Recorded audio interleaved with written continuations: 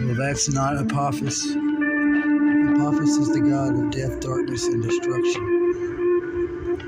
He's a gentleman who observed this asteroid that kept circling Earth in the time period and a time lock that we were all locked into, and we still are, of past, present, and future.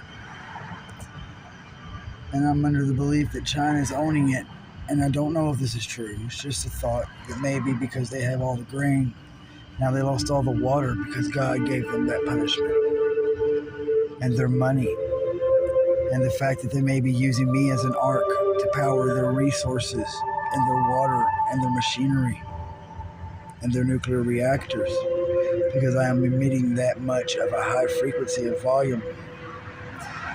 And perhaps they're using the Marriott as main base in Louisville as their stage city and flying people in constantly. Maybe I even have records of proof. Maybe I don't care because I truly don't. You gotta let them go sometime, or the Lord's gonna let you go, my friend. And I forgive you. But what this is for the Egyptian, whoever it was. He called it Apophis after himself, I guess, the god of death, darkness, and destruction. Someone that Satan had a hand in. But what our opposition saw when they looked down was everything upside down, literally.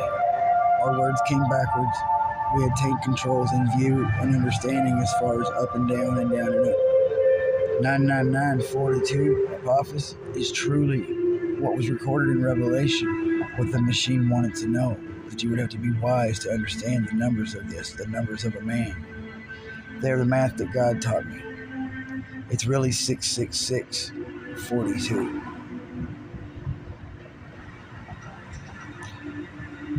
And if you look at it, 6,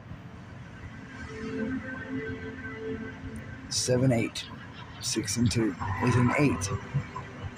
But before we get there, the number 4, go straight down. Make a line for it. Your start of time, the end of that number 4 starting line is the end of time. Now go back to the top. Make a diagonal slash to make that 4. Now you have half a triangle. There's somebody coming out of heaven and jumping right back to the middle of time when things went wrong, and walking a bridge across and carrying information and God with him the entire way, and coming out the other end parallel to find 2, God and you. And then we run that backwards. Me, you, God, and the Holy Spirit without the devil. Because there's 2, him and his Antichrist. That's the 2 6s. We step right the fuck over them and we land on one more 6. And that turns it into 8. 4, 5, 6, 7, 8. And even if you want to run it to 10, 0 is nothing, and there's 1, and there's only God. So either way, that math comes back to a 1 truth. And if you turn 8 on its side, it's an infinity loop. And I watched God himself lock the asteroid into the sky. It just, he ate the moon one night and showed me how he does it. And told me the math of how it's locked in the figure 8. And that he can open it and eject it from the sky at anyone with precision and flawless accuracy whenever he chose. And that's what you are truly seeing.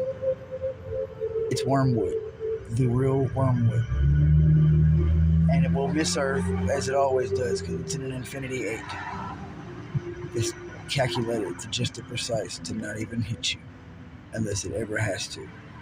And that's one of the perks you get from knowing God is assurance and comfort and such things that you people wonder about from abroad now. I go, but God bless you all.